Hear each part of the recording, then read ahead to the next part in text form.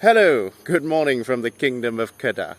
Today I am in Lembah Bujang, the Valley of the Serpent, which is an ancient Hindu-Buddhist entrepot that is even older than Angkor Wat.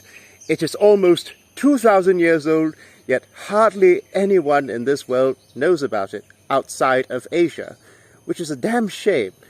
So today I'm going to introduce you to this hidden gem that you will find in the northern part of Malaysia. And if you're wondering why I'm wearing a collared shirt, it's because I am in Kedah, which is a very, very conservative state in Malaysia. I have to pakai sopan, that means dress respectfully, because I am, after all, in an Islamic territory. But it's okay, they have been excellent custodians of this place. Very, very well preserved, very well kept, and I am extremely impressed with the state of Lembah Bujang, by how much effort the local people have put into preserving the Hindu-Buddhist heritage of this place. The custodians of Lembah Bujang have done an amazing job at keeping it intact.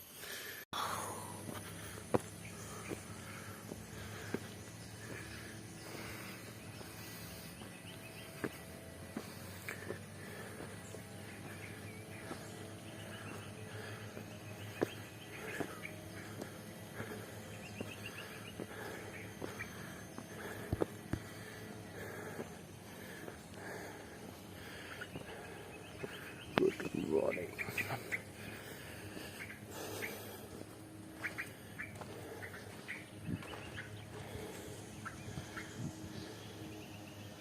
Well, this particular Chandi was built between the 11th and 12th century AD, and it seems to me to be built out of dozens and dozens of bricks.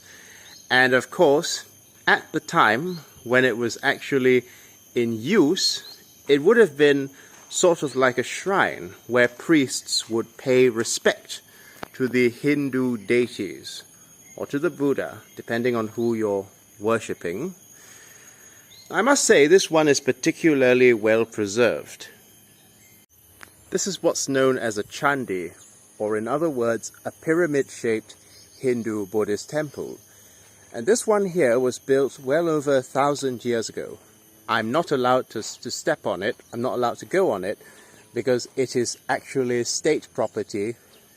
But yeah, this is an example of one of the many Hindu-Buddhist temples you'll find scattered around this place.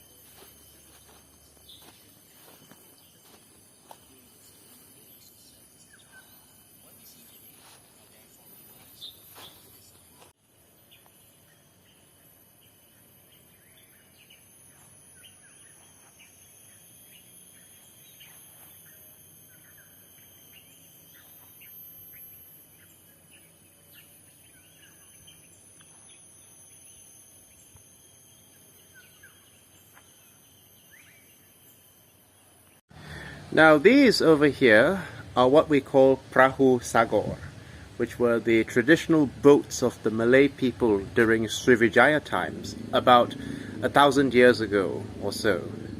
Now these canoes are very, very well kept.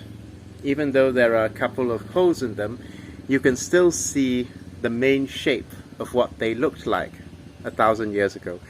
Yes, the people of the Malay Peninsula were seafaring people. They were excellent with maritime, when it came to maritime issues, when it came to maritime affairs. So they were very, very, very adept sailors.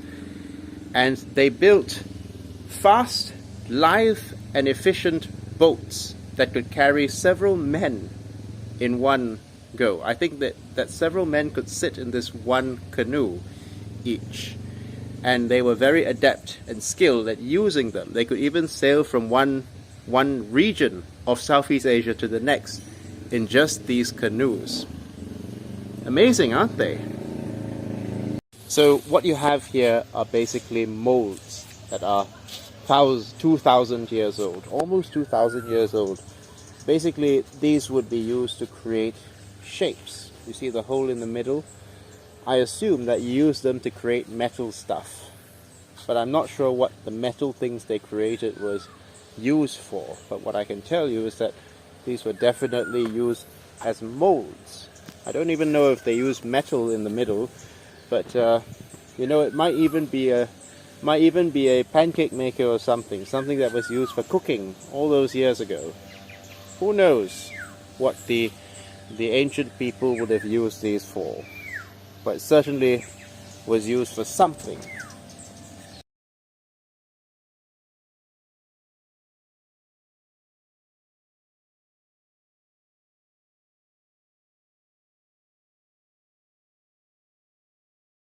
Now let me tell you a little bit about the history of this place.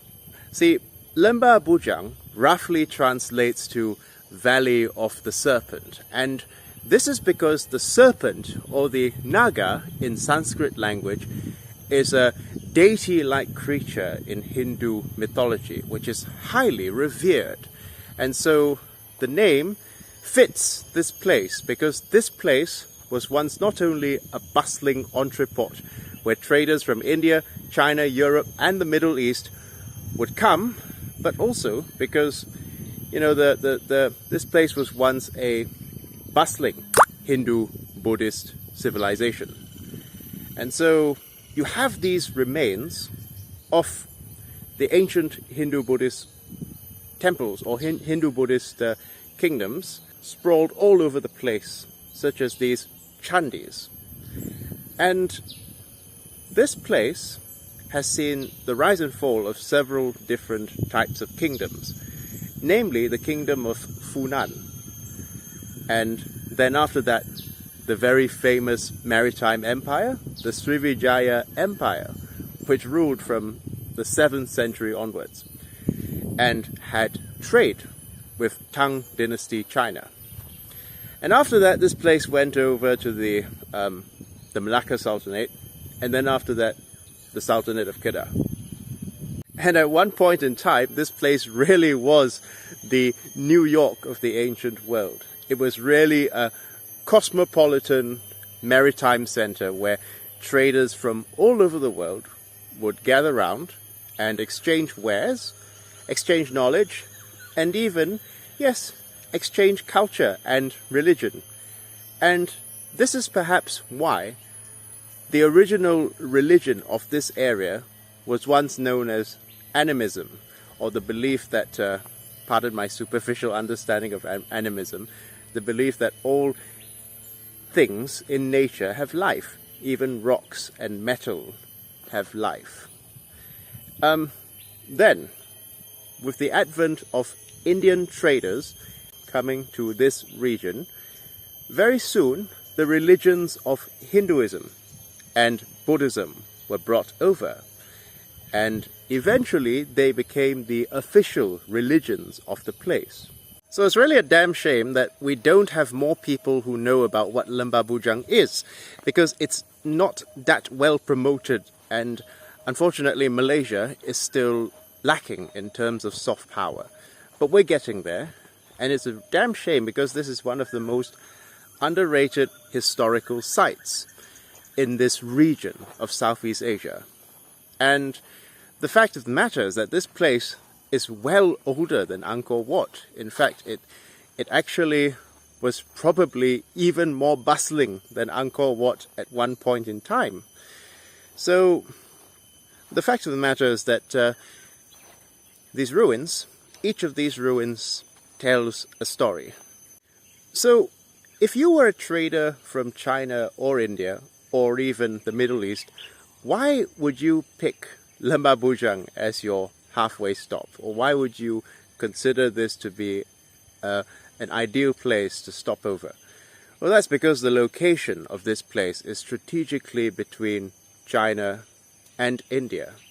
So it's a perfect place to rest and refuel if you're a merchant from China or India.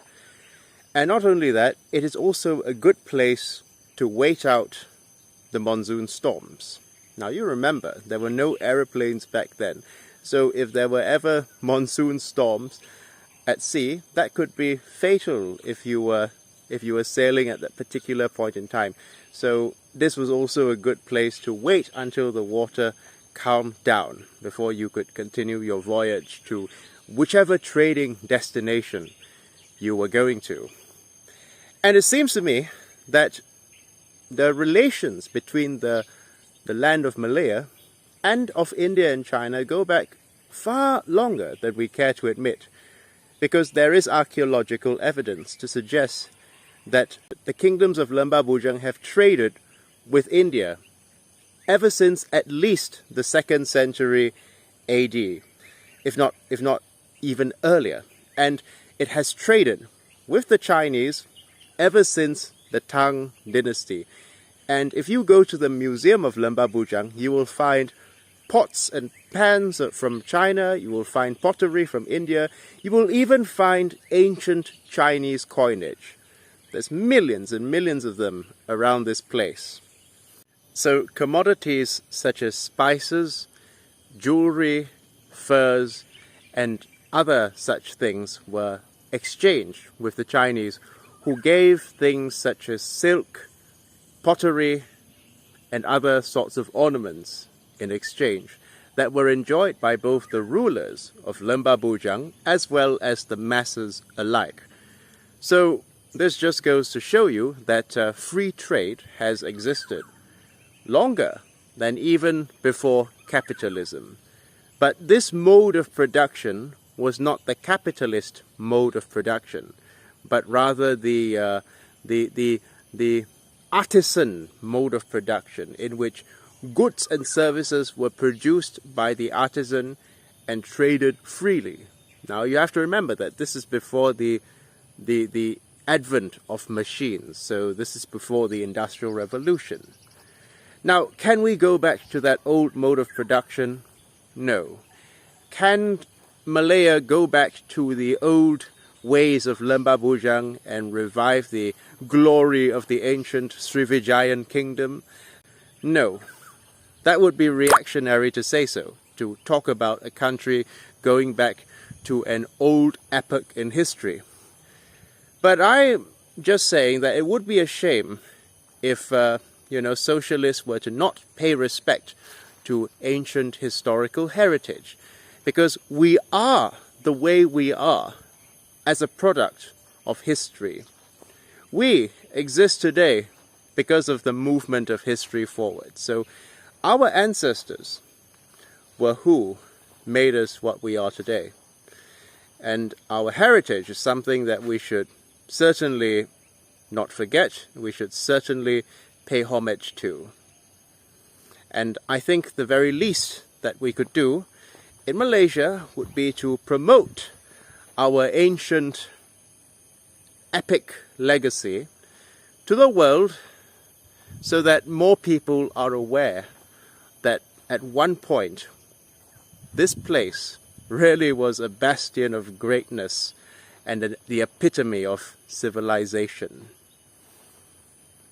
But mind you, a lot of people think of Southeast Asia as being the jungle Asia, but really this is an extremely narrow-minded, bigoted and parochial view of the world that I see mainly among Asian Americans, who don't realize that Southeast Asia has had kingdoms, empires, and a legacy that was every bit as great as Joseon and Ming. It was highly respected by the ancient rulers of China and India themselves. In fact, ancient Chinese scholars, at least not really ancient, but classical Chinese scholars from the Tang dynasty spoke very, very highly of this place, as did classical Greek scholars as well. So if you're a Southeast Asian in America, and you feel your culture pales compared to East Asian culture, don't. Our heritage is every bit as epic as the heritage of East Asia. We only need to promote it, to get it on the world stage. But I just want to say that incredible architectural feats were indeed possible in Southeast Asia, throughout all of Southeast Asia. And these feats of architecture were no less great than of any other culture. So don't put yourself down if you feel that your soft power is not yet as developed as East Asia's soft power. We're getting there, and we will get there. But I just have to say, if you come to Malaysia, I strongly encourage you to pay Lembah Bujang a visit. And if you're in the south of Malaysia, you pay Malacca a visit, but don't bother visiting Kuala Lumpur, guys. It's just that place has no culture or civilization whatsoever. Kuala Lumpur is basically a capitalist shithole. Pay Kedah a visit. You won't regret it. This place is just as magnificent as anything you'll see in Angkor Wat. And I visited Angkor Wat a couple of months ago. And this place proves that we have an ancient heritage that has yet to be shown to the world. And is just dying to come out to be shown to the world. And we should promote it, because this is our heritage after all. I mean, one thing that you'll find really, really interesting is just how much Indian culture has had an influence on Malay culture. And I'm not saying that Malays are Indians, don't get the wrong idea. But what I am saying is just like how much influence Chinese culture has had on Korean and Japanese culture, Indian culture seems to largely influence the Malay culture. Whether it be in the realm of food, language, or even customs and habits, it's no doubt that this influence has lasted for centuries, ever since the first Indian fellow stepped in Lembah Bujang, thousands of years ago. And it continues up to this day, even though the official religion of Malaysia is no longer Hindu-Buddhism, and the superstructure has gone from a Hindu-Buddhist superstructure to an Islamic superstructure, signaling a change in the times. Nevertheless, what you find interesting is that these influences, old influences, die hard. And so it's really fascinating to understand where we came from and what made us the way we are today. And that's why I strongly encourage everyone to learn history, because if you learn history, you learn about your heritage and you learn about where you came from and who your ancestors were. And you don't necessarily have to agree with your ancestors or what religion they preached, but I do think it should be everyone's obligation to learn about their heritage. So I'd just like to end this video by saying there is no such thing as a pendatang in Malaysia, because fundamentally we have been here ever since the 2nd century AD. If you're Indian, if you're Chinese, you are not a pendatang, because your ancestors have known about this place and may even have traded in this place hundreds of years ago. So the idea of an ethno-state is simply modern nonsense that came out of Western thinking, because the Malay Peninsula has always been a multicultural, cosmopolitan polity where people of various races, religions and cultural backgrounds came together in respect and harmony and exchanged ideas, goods, services and philosophies. The Chinese have had a 1,400-year-old friendship with the Malay Peninsula. It goes back even before the time of Zheng He. The Indians have had a nearly 2,000-year-old friendship with the Malay Peninsula. So there's no reason whatsoever to think of the Chinese all the Indians as outsiders, since they have contributed organically to the development of the Malay Peninsula and its civilization. And while we certainly cannot go back to that old mode of production, I do think that it's worth remembering that at one point, before colonialism divided us according to race, we were all friends. And we can be all friends again if only we are willing to follow after the example of our ancestors in their open-minded ways. So anyway, that's about it for today. I'm gonna end this video now. I'm just telling you that, you know, no matter who you are or where you come from, if you contribute to the benefit of Malaysia, if you will be loyal to Malaysia and its people, you, like the Indian or Chinese people who came here hundreds of years ago, will be accepted. So I guess I'm going to wrap up now because it's really, really hot. It gets really hot at about 11 in the morning. But I want to tell you, please, please pay Lembah Bujang a visit, everyone. There's hardly anyone here because hardly anyone in the outside world knows about it. And it's a Monday, so most people are at work today. I'm a freelance tutor, so I can decide when to have my classes or not. But if you're a tourist visiting Southeast Asia, do consider paying Malaysia a visit, because this is our heritage. This is something you will find here.